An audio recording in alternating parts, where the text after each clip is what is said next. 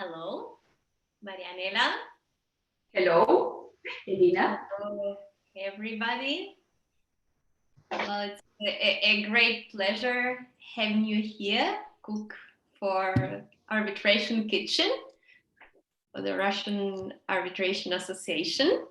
Everybody, please welcome. We have Marianella Ventura Silva, Secretary General of the Arbitration Center of Lima Chamber of Commerce. Thank you, Marianella, for accepting this unique challenge. Thank you, Elena, and thank you to the Russian Arbitration Association for this invitation. Which I truly delighted because I thought that it was really a funny idea and different to what we are used to doing in arbitration. Yes, indeed. Yes. Well, crises are often opportunities as well. So it's a great opportunity. It was a great opportunity to invent this new way of promoting arbitration. So please tell us about the dish you are going to prepare. Causa. What is it? What does it mean? What does it stay for?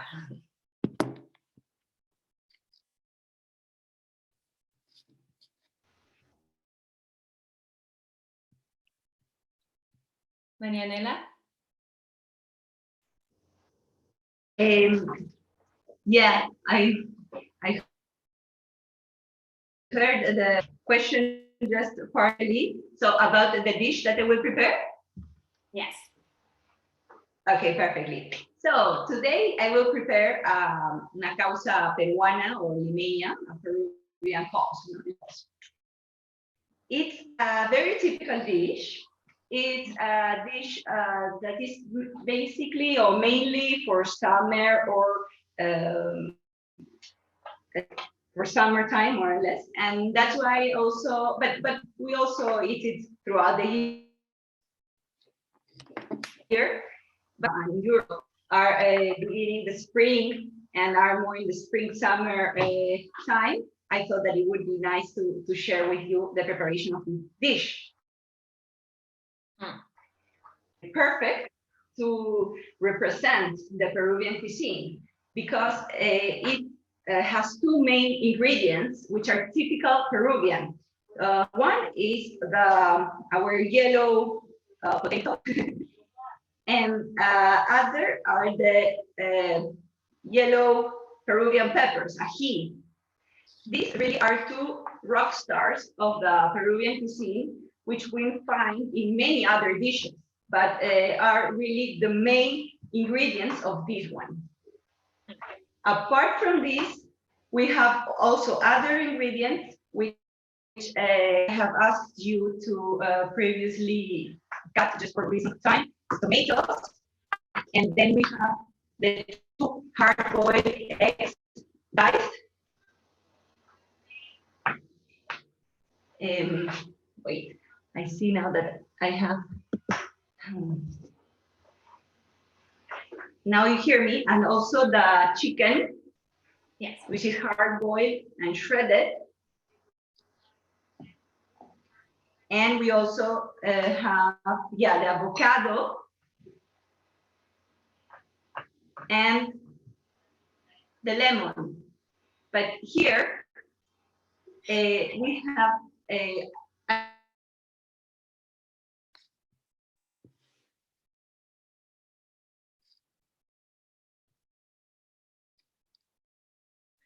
we're experiencing some problems with Marianella's connection, apparently.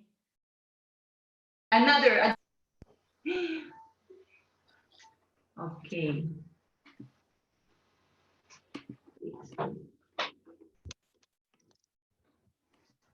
Okay, since that there is.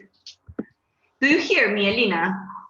Yes, you are back. Yeah, it was some minor problem. Okay, because you just tell me and I try another spot. Yeah, you got frozen, but yeah, it's very interesting. The recipe we are showing on screen pictures this big yellow European lemon, but it's actually not the one you're supposed to use. Yeah. Yeah, exactly. Well, if you don't find this lemon that is more similar to the key lime, it's okay. You can also use the lemon that you have, okay? But this is the actual one that we usually use. Yeah. So, well, as I said, I asked our friends, for reasons of time, to have some of these ingredients prepared previously, right? And now we will finish to prepare them and then assemble the dish. Okay. You want me to proceed now, or we? If you could go ahead, and meanwhile I have a couple of questions for you.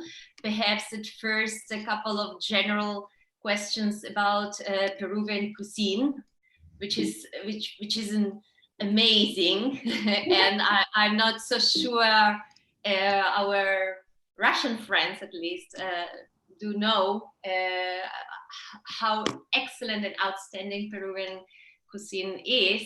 I have here a book which is, I love it, The Art of Peruvian Cuisine. It's really so fine and has different origins. Could you tell us about what are the origins of the Peruvian cuisine? Sure. Well, I think that well, the origins of the Peruvian cuisine is really a mixture, okay? Because in Peru, in general, we are, and Peruvians, we are a mixture of races, of cultures. We have the typical indigenous populations, communities deriving from the Incas, but we also have had in the past centuries many immigrants coming from Europe, coming from Asia, and even from Africa. And that's why we really have a mix of races, despite one might not know, but it is so. You can find in Peru people that look so differently one to the other, and we are all 100% Peruvian. And so all these people coming with their different cultures, with different ingredients, put this on the mixture of our ingredients and of our cuisine. For example, the Spanish, they brought to Peru some meat and also the tomatoes. We already had here, native from Peru, the potatoes. We actually are the country which has the most number of varieties of potatoes. We have more than 3,500 varieties. It's incredible, really amazing. And so for this type of dish, we usually use the yellow kind of variety of potato, which is more soft and I would say sandy, a little bit sandy texture. And yeah, so I believe that this mix of ingredients of different cultures creates what is the fusion, which is a typical characteristic of our cuisine, but it's not a characteristic that is really modern. The cuisine has been like this, a fusion for many centuries now and years. So yeah, I would say that this is the key, but of course with the main ingredients like the pepper and the potatoes. Also, I have to say that the dishes vary according to the region, geographical region of Peru, where you are. Okay, in Peru we have 3 geographical regions, very different. We have the coast, we have sandy desert for 3,000 kilometers next to the Pacific Ocean. So in the coast, like where Lima is, we have many dishes that are made of fish and other seafood. Then we have the mountains, the Andes, of course. And from there, it's more typical, the tubers, like potatoes or quinoa. And then also we have the Amazonic jungle. And then there, for example, you have more dishes that mix also the fruits and also with the fish, but from the river, like paiche. So it's very, you have really a big variety of dishes and of cultures. Yeah, also we have, for example, our Chinese type of Peruvian food, because we also have a community of Chino Peruvians. So yeah, it's really amazing, and you can try a different dish many days. Yes, yes, it's true. And where did you get this recipe from? The recipe of Causa Limeña? Okay, well, Causa, I have to say that it's really like a basic, okay? In every Peruvian house, you eat causa. And as I said, the main ingredients are the potato and the yellow Peruvian pepper. But it's kind of like in arbitration that you have like two main ingredients, party autonomy and right to be heard. But then you can, the parties, in this case, the people that we eat, the consumers, can put in the causa all the ingredients that they want. Okay, so I have decided for this exercise to prepare and to show you how to prepare the basic one, which is with chicken, with shredded chicken. But you can also put it with tuna, with crab, with infinite type. So in this particular case, I went to the master chef of Peru, which is Gaston Acurio, and look a little bit of the recipe that he had, and okay, compare it to the one that we had, that we use it at home, and said, okay, I will do this, and I will show you from the best. Amazing. So we are really lucky. We are watching you cook a recipe from the best well-known chef from taught for me, but the recipe from the best. Please go ahead, start cooking, and I will add some questions, hope not to interrupt your process. Okay, thank you. So I would say that the first thing that I asked you, and it's very important, is like here we have the yellow tomato. These tomatoes have been, these potatoes have been boiled for about 15 minutes, and 15 to 20 minutes, and then we peel them. After that, we put them in this bowl, and I will have to finish this, to mash them. And it's important to do it while the potatoes are still warm.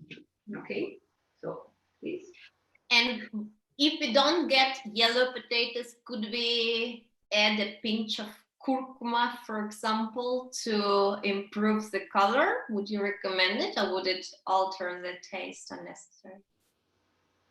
No, I wouldn't, because at the end to this, we will also add the pepper, the yellow pepper sauce, and this gives it more color. So I think that the most important is that it's a soft potato.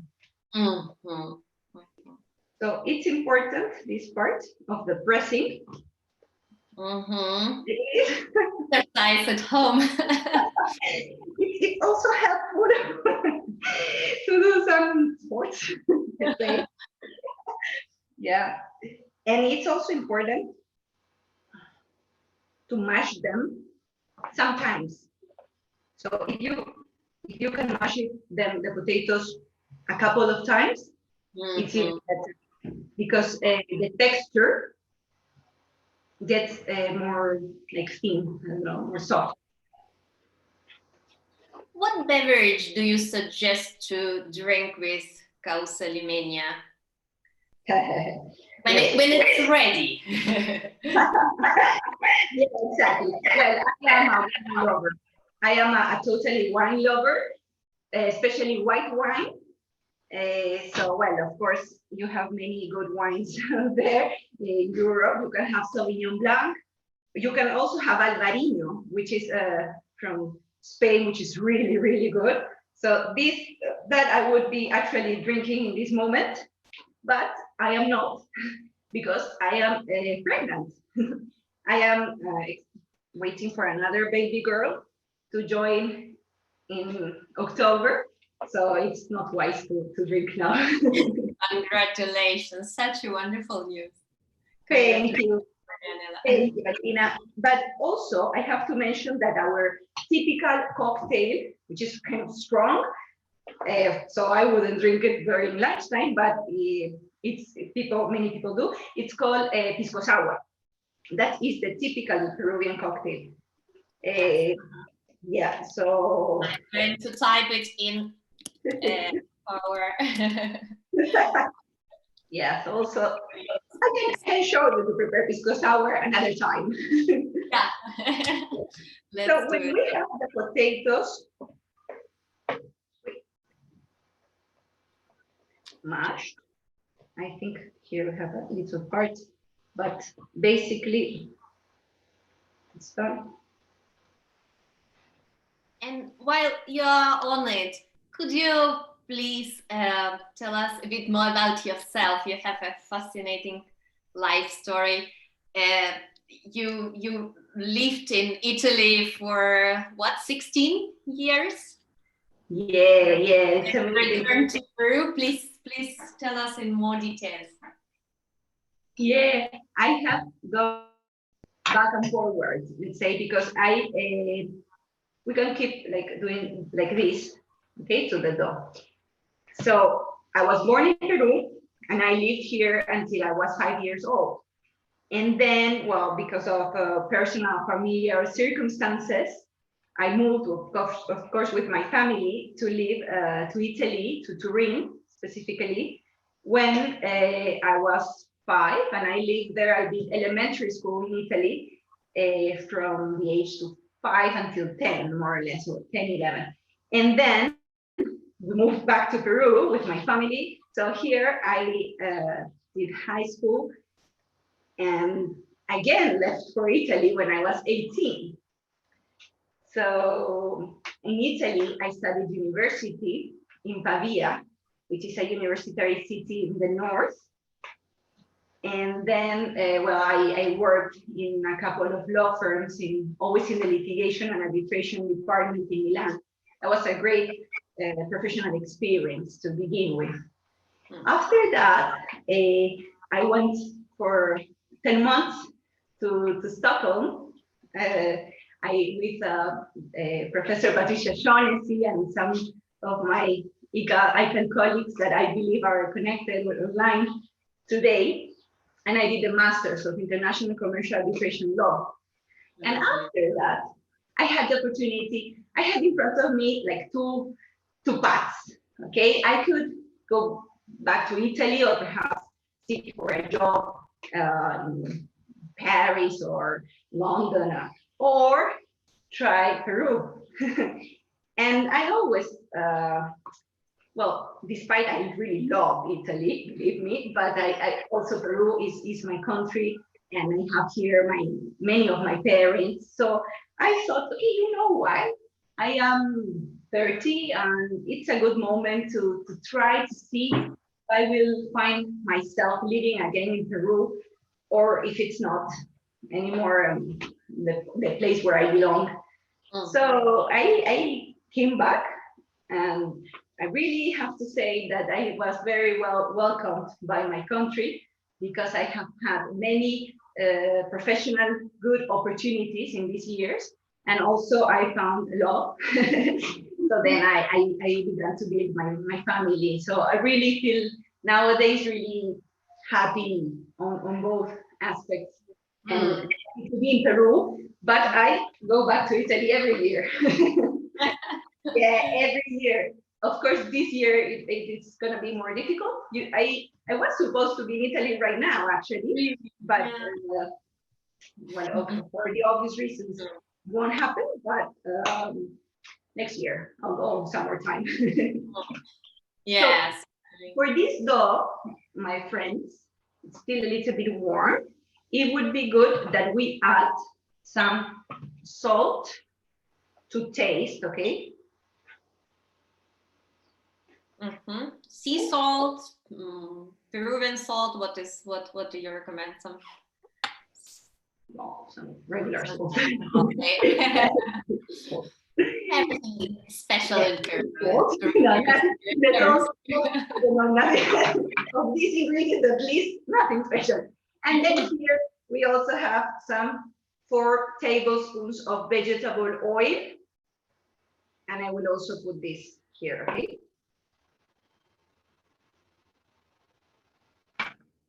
And then we keep with the dough like this. So it will come together. It will begin to form more like a dough. You have to do this with patience and love. Become problems. Lina, do you hear me? Go down. No.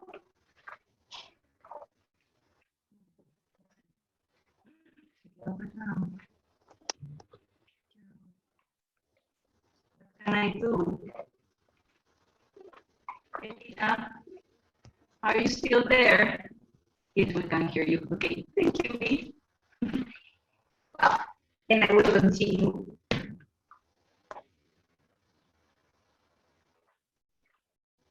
When you have the dough that looks more or less like this, we can put it to cool down. And then we can, do you hear me? Yes, yes, I was lost for a minute due to a connection problem, but I'm back. Okay, It's good. hello, it happens, it happens. So when you have the dough more or less that looks like this, you can let cool down. And then we have to begin with the preparation of the chili, the pepper, okay? Ají amarillo. So this, as I asked you, should have been cut and deveined and sieved previously, okay?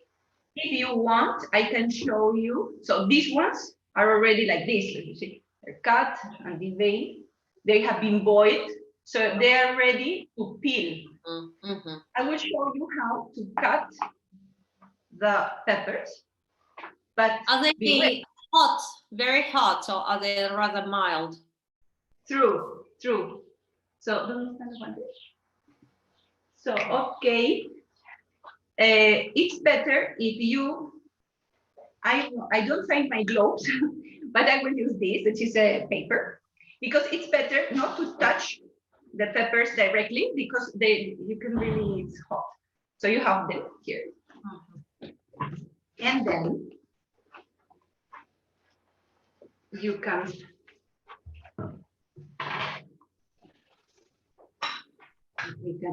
we can cut and you can see. Okay. So we have to cut the pepper. This part. Yeah. And then the other part. And then in the middle.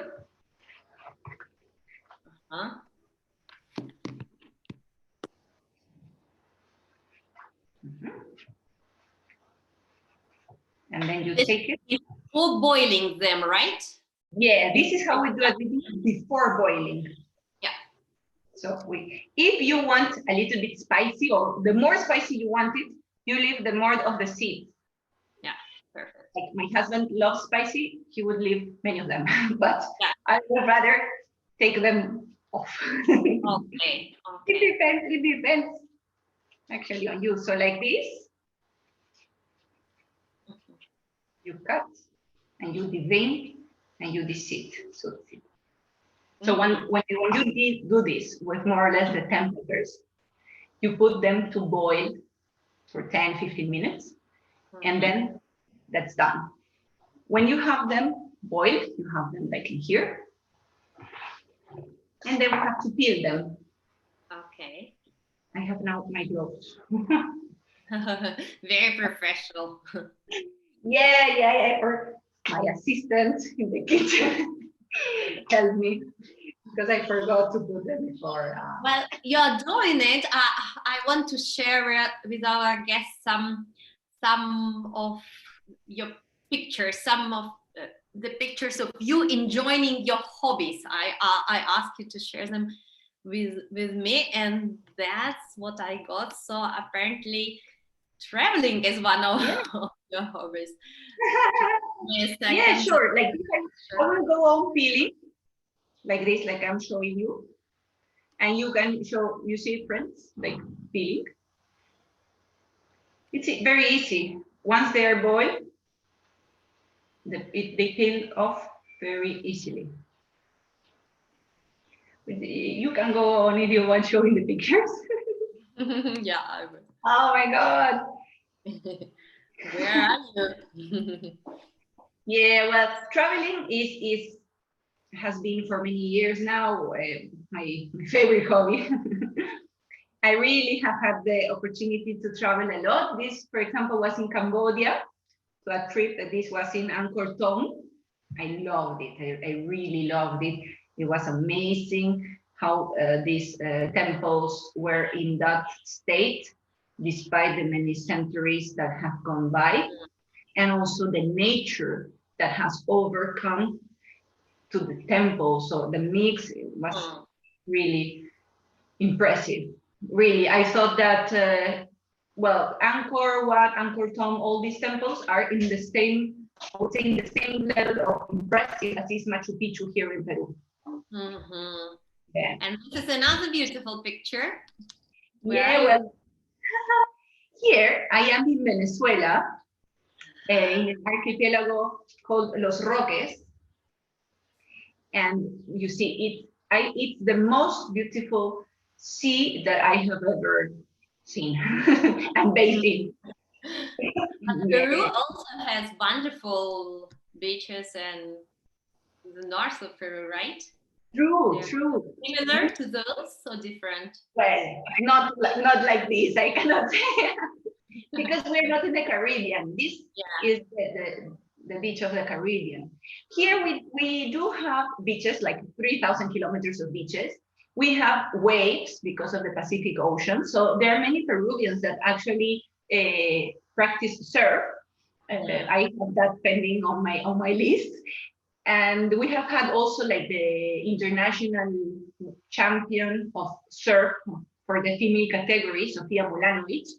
And yeah, and it's something that we enjoy a lot. And in the north of Peru, near to the boundary with Ecuador, the beaches there are with the water, let's say, warmer and good waves, so it's perfect for the surf mode.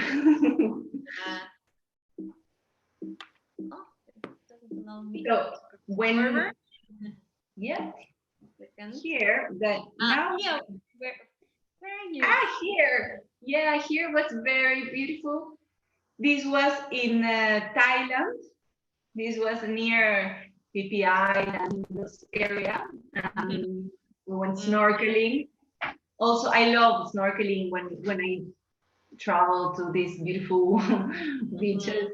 Yeah, in the best company of my husband. And here, another member of your family, I guess. Yeah. Well, this is Macarena, and this is my new hobby. Let's say now, since 1 year and 5 months ago that Macarena was born, my hobbies, especially the ones that involve traveling far away, have changed. So now I'm more in the mode of going to the park and playing with my kids. This is a picture of some months ago. Now she's walking and running. Perhaps she might have an appearance in any moment.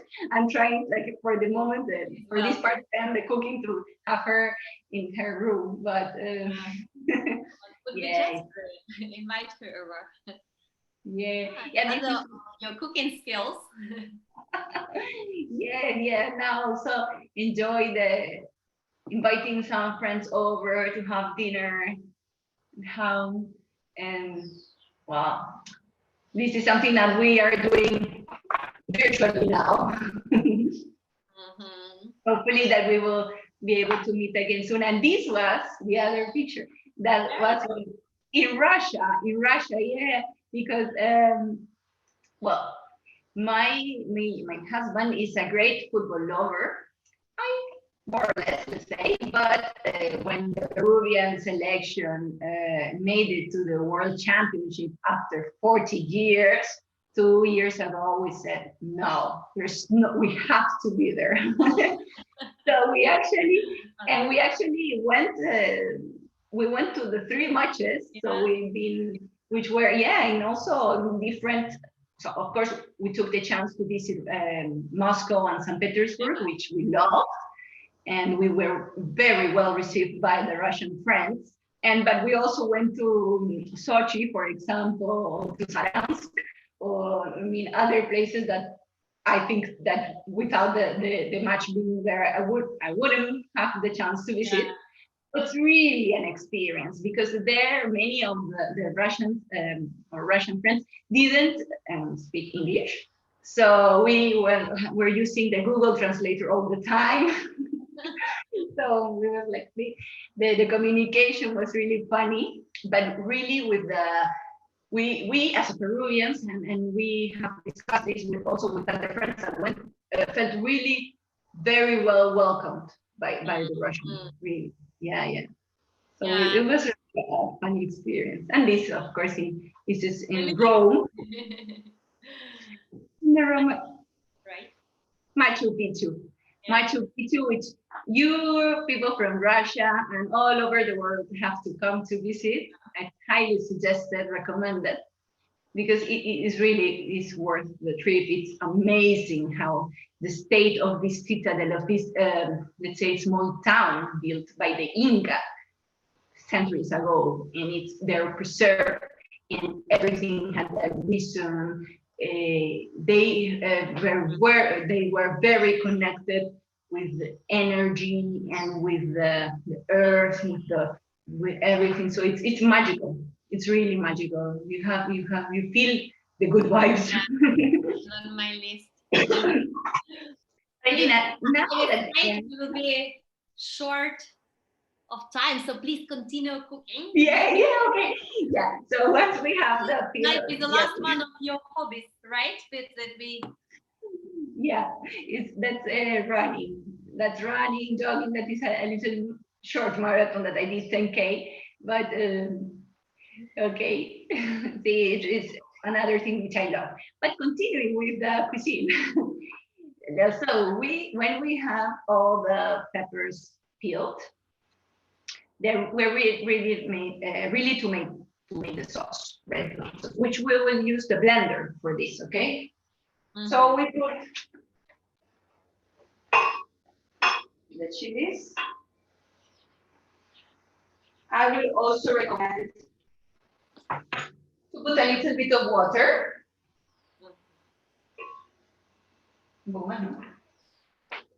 And a little bit of vegetable oil, but just a little bit. Olive oil? No, vegetable oil. Okay. Yeah, vegetable oil.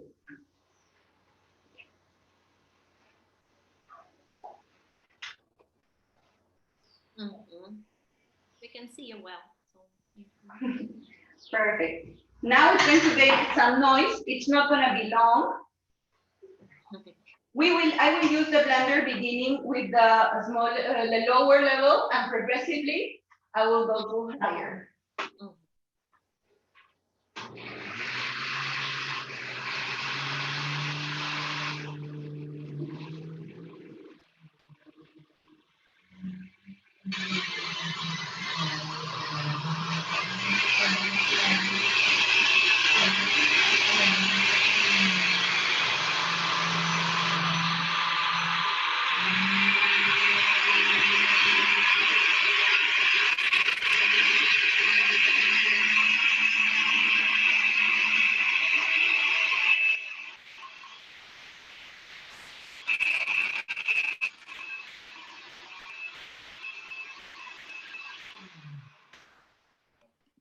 Okay.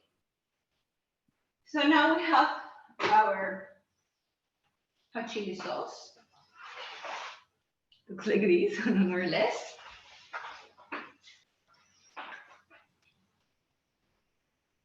Okay, so, okay, we will have to use 3/4 of a cup of the sauce that we prepared. In the meanwhile, I shared the information on the Arbitration Center of the Lima Chamber of Commerce. So yeah, about you, 26 years of experience and the current caseload, because we've used already half of our time. So I would like us to go through the statistics you kindly shared with us. Sure. While you're ensembling La Causa.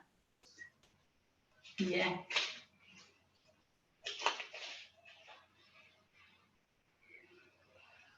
Okay. This is the organizational structure of the center, right?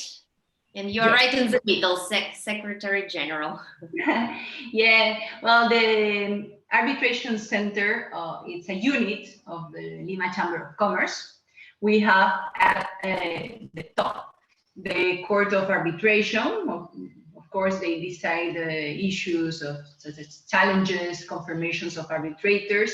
Then we have the Secretary General and the team of the Secretariat. We really have more than 800 cases ongoing. That is why we really have a really numerous number of staff. We have 18 secretary generals, like case managers.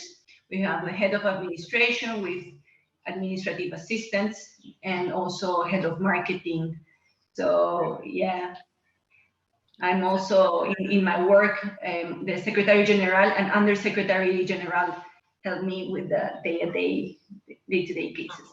So, and apart from that, we see that the history, right? I think the next slide shows that the history of the case filings has been always in growth. We reached 830 cases in 2019, new cases, which was a record.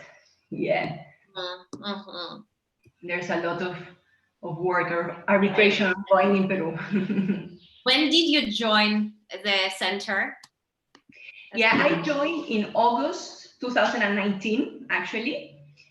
I have worked previously in the center when I told you that I came back to live in Peru.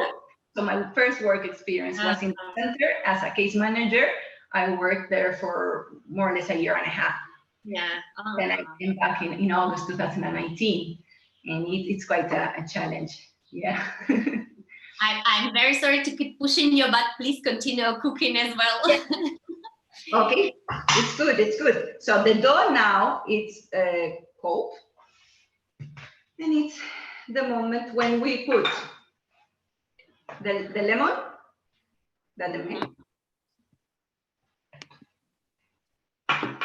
and the pepper sauce that we prepared. And with this, we have to keep mixing.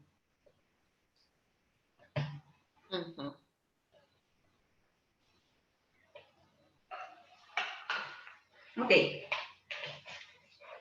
So while I do this, we can continue perhaps. Yeah, for example, I was wondering whether your arbitration rules do have a source of inspiration. Are they more UNCITRAL alike, or perhaps? Yeah, well, the rules have been revised in 2017. We have a set of ordinary rules. We also have expedite arbitration, emergency arbitration, a code of ethics and statutes. And for the revision of these rules, we have studied the main set of institutional rules of the world. Of course, we have seen and taken some good features of the ICC arbitration rules, but not only. So yeah, they are very flexible, very modern. They leave a great space to party autonomy, and only when there is no agreement by the parties, then of course the arbitral tribunals have the powers to conduct the arbitration in a way that it is, of course, expedite and without unnecessary costs. That is the main objective. Mm-hmm. And how often expedite arbitration rules are applied? How often do you have?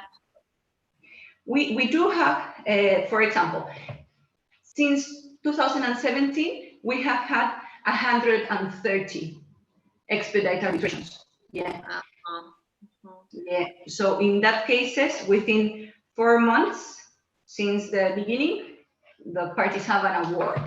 What is the usual case in that is that there is a sole arbitrator, but you can also have expedite arbitrator, and you can have expedite arbitration with an arbitral tribunal if the parties chose so in their arbitration agreement and do not agree, despite perhaps the suggestion of the institution to modify this and make it a sole arbitrator. Yeah, in Peru, it's very customary to have a 3-member arbitral tribunal, right? Yeah. It's almost over 90% probably, yeah.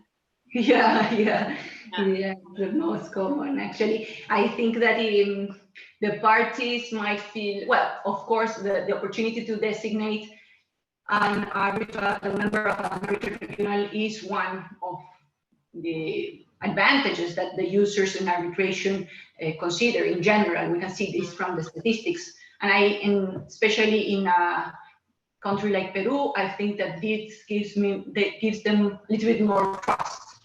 But of course, puts on us institutions more challenges because we have to always control that there are not undue interventions. So let's say. Yeah. We'll talk about it in a while, I hope. And you have a roster for national arbitrators and international arbitrators. When do you decide when to appoint a foreign arbitrator? Yeah, well, the court appoints foreign arbitrators always, many times when there are international cases, but not only in that cases. Also because depending of the case, on the issue, the matter that will be subject of the arbitration, the court also appoints foreign arbitrators. We've been, I believe, the first institutional arbitration here in Peru to have a list of foreign arbitrators. We really like the foreign arbitrators because we believe that also this might help to raise the standard of the arbitral awards and of the practices. We here in Peru have a special issue about the practices of arbitration, because despite we arbitrate a lot, unfortunately, some practices that come from the judiciary have been adopted in the past years by arbitrators, by local arbitrators. So that is actually what one of our focuses at work is, introducing the best practices of international arbitration to the local arbitration. Yeah, Peru is very interesting in that regard, because Peru has once mandatory arbitration for the public sector, which has allowed tremendous growth of the number of arbitrations, right? And second follows the so-called monistic approach. So that's why it's no problem at all for foreign arbitrators to sit in national cases. Well, in comparison to Chile, where it is not the case, for example. Yeah. In the meanwhile, what I'm doing, Elena, is I'm putting the mayonnaise in the shredded chicken. So I will mix this. And with this, I believe that we have all the ingredients ready to begin the setup, the preparation of the causa. Perfect. And meanwhile, I could share another image showing the the general view of parties. Just a second, I'm struggling with the presentation. Yeah, here. This map shows the parties' jurisdiction acting before acting in CCL arbitrations, right? Yeah, we have had also, well, of course, the main number of parties are from Peru, or, well, we also have from Latin America. We will have also had from other parts of the world, unfortunately. Yeah, and do you get foreign lawyers acting? There are not many, not the majority, but there are. Yeah. And the next slide, very interesting, cases by type of contract. So you have a notorious number of public procurement, concessions. Yeah. That reflects what mirrors what the importance of the arbitration with the public sector. Yeah, it's very particular, the scenario here in Peru, because, well, we have the public procurement law, which establishes that the contracts, the public procurement contracts, contracts of works, of goods and services, if controversies arise from the execution of these contracts, the parties can try conciliation before, but definitely, if that doesn't work, it has to go to arbitration, institutional arbitration. Now, from the last changes, because before it was the opportunity to do it ad hoc or institutional, but from the recent changes, only institutional. So that's why it's really a big percentage of the cases, and in those cases, it's that we have most national lawyers also with our practices that we try to in a way promote the best practices of international arbitration, and we teach them. And well, the recent events, as you call them, had to do with the Odebrecht scandal, right? And with a certain arbitrator admitting taking bribes from Odebrecht. And well, could you tell us a bit more about the Odebrecht impact over the arbitration in Peru, and what has the chamber, your center, done to avoid this kind of situations in the future? Please go ahead, cooking and talking. Sure, okay. Okay, just have to wash my hands. Just 1 second. Wait, I'm sorry for the bags. Okay, so I will. Yeah. In the meanwhile, I will cut the avocado because we're almost ready.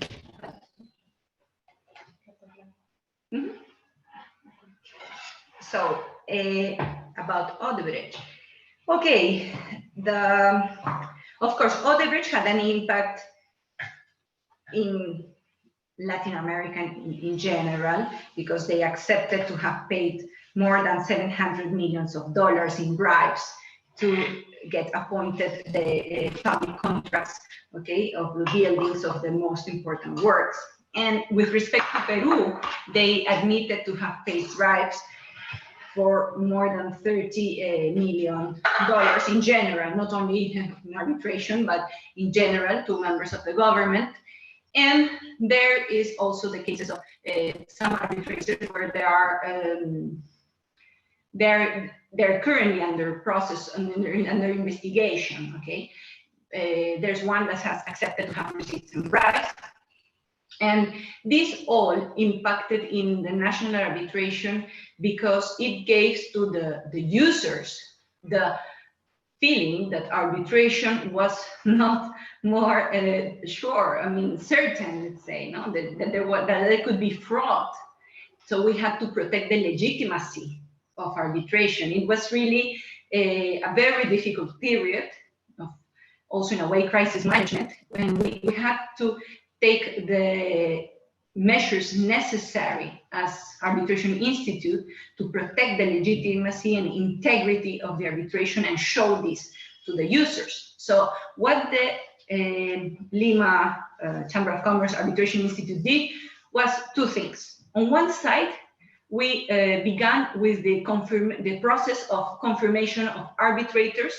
We were the first institution in Peru adopting this method.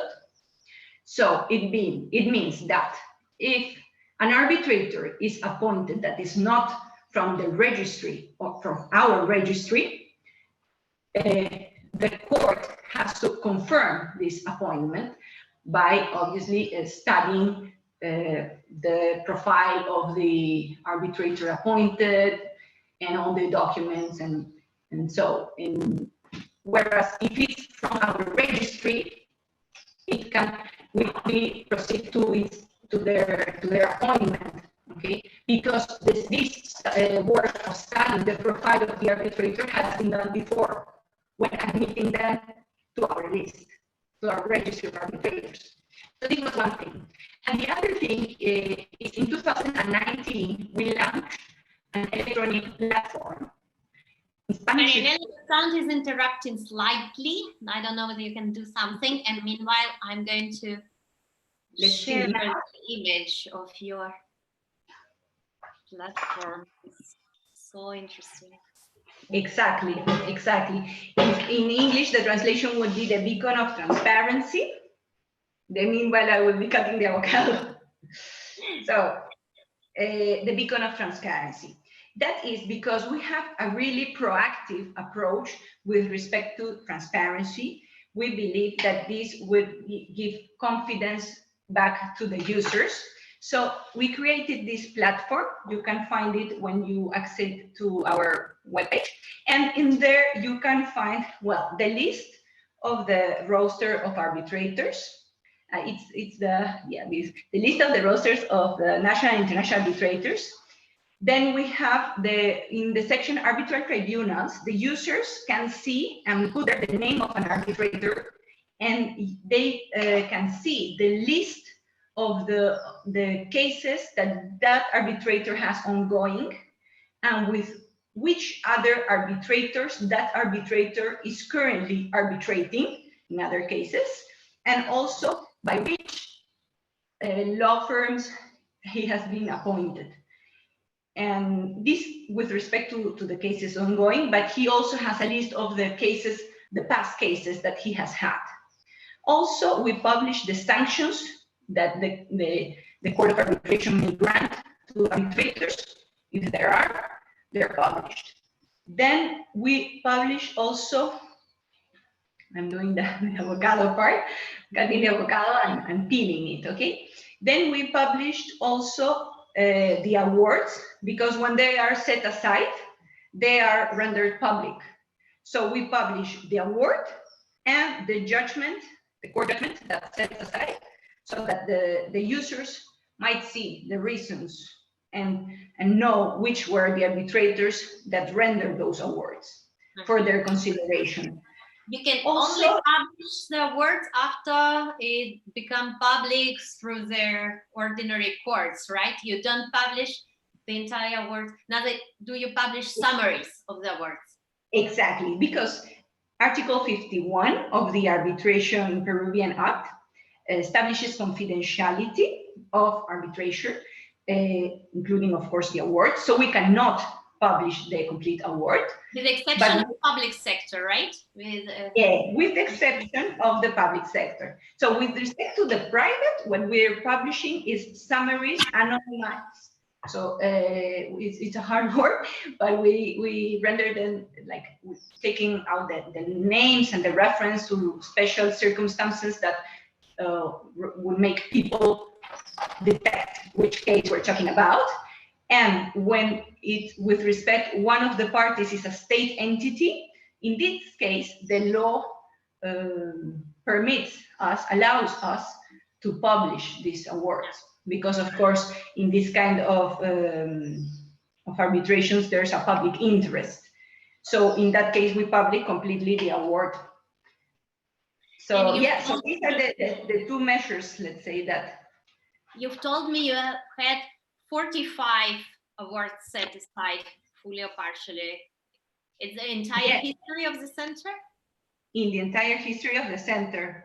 It's a very good record that we are proud of course. Yeah. So now what I am doing is I'm cutting the avocado in thin slices. This has to be done at the last moment before beginning the preparation, because if you leave the avocado cut and peeled for some minutes, it can turn dark, black. So it's better to do it just immediately before the preparation.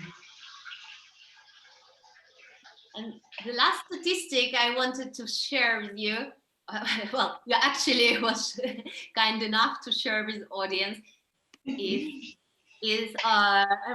to the gender question. What is the percentage of female arbitrators acting before the CCL? And now we can see.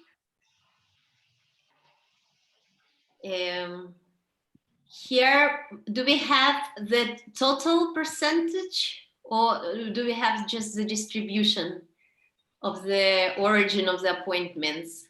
Yeah, it's the origin of the appointments. Yeah.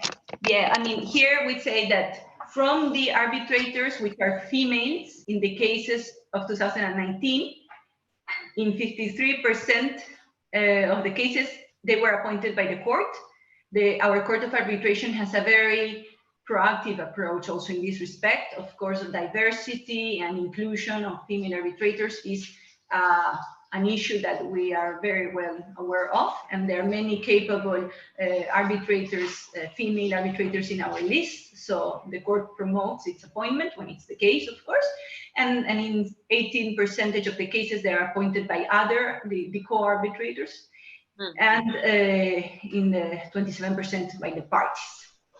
Okay, so now if you want, we can begin with the actual ensambling of the causa. Okay, we're done. So I have a mold. This mold, I have put a little bit of vegetable oil, a little bit of grease, okay, around it. So when I take off, the causa stays there. But when you are cooking at home, you can use any pirex, for example,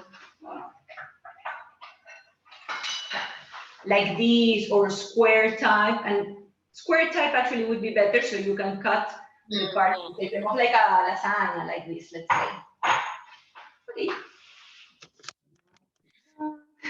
The question in the chat, do you know what the percentage of international cases you have? What is the percentage of the cases that could be deemed international?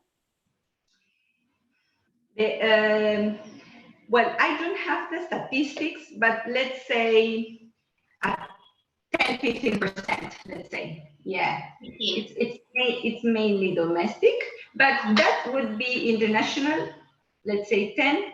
But there are also cases, for example, of national cases, but which are subsidiaries of international company also.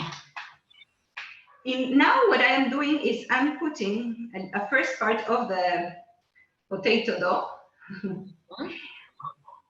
So this is like the first layer.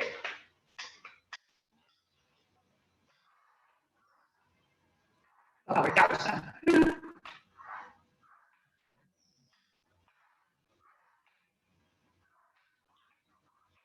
After this, we proceed with the avocado, which we cut it. But actually, the ingredients are easy to find in the globalized world, or in the globalized world as we knew it before. but it's quite easy to. Yeah. I also thought about this, and it's also fresh. It's a fresh dish. Yeah. That's why also, even if here, okay, it's beginning winter, still we eat causa, and we really love eating causa. Okay, so now what I'm doing is I'm placing the avocado. Beautiful. After the avocados, it's the turn of the tomatoes. But actually, this is also very free. I mean, this is how I do it, but you can also put it in another order, right? Another order. Yeah, another order. This is the one that I usually follow. You can do it in another order. Okay, so after this, it's the turn of the chicken. Chicken that has been previously mixed with mayonnaise. And been in a strict confinement for how long now? Oh my God, it's day 69 today. And well, this Friday, the president of Peru told us that we will be in confinement other more 30 days until the end of June. Because and despite the government took the confinement measures pretty quickly, but here in Peru, it's a very difficult situation. So we are not actually in the peak now still. So after I have put the chicken, I will put some of the diced hard-boiled eggs. Okay. And after that, started working remotely. Yeah, that is my team. Yeah, they're great. Yeah, really, what we're doing is like everyone, we have adapted ourselves and working remotely to give our users information and all the relevant. Okay, so now we have the top part, which is again potato.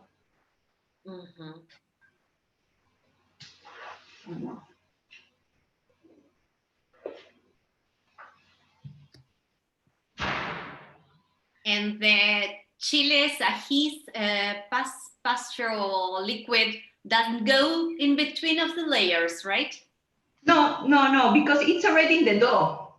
In the dough. Yeah, and you don't add it anywhere anymore. Yeah, okay. Yeah, the dough is already a little bit spicy. So like this. You press lightly over the dough, right? Yes, you have to press. Some more. Almost done. And then for the decoration, it's like one would love, I would like really, they can put mayonnaise, you can put a little bit of the avocados or the tomatoes that you have ready. So it really depends on the users.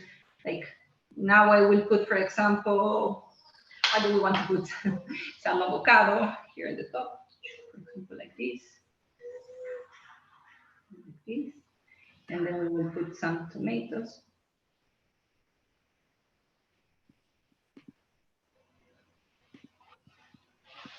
Yeah, we are close. And now we're done. We're basically done. Yeah, basically the same as promised, right? 1, 2, 3. Ta-da! So we have our amazing. Very good. It's perfect, and it's absolutely well as a conga studio would have done. Would have made it. Yeah. You can. It depends on the users. You can put, like I said, the salt is according to the one's taste, let's say. Yeah, and some people that like it more salty, after putting the avocado, they also put salt again. So Yeah. in decoration and everything, but here you have like a very fresh and nice Peruvian causa. Thank you so much, Marianella, and it was such a pleasure chatting with you, and was so nice. I'm going to have to go through the video once again to reproduce it because I was distracted by our interesting discussion, but thank you 1,000 times. Was Elina Miriminska interviewing Marianella Ventura. Thank you so Thank much. you. Take care, everybody. Bye. Bye. Bye, See you. Marianella. Thank Bye. you. See you, Elina. Thank you again.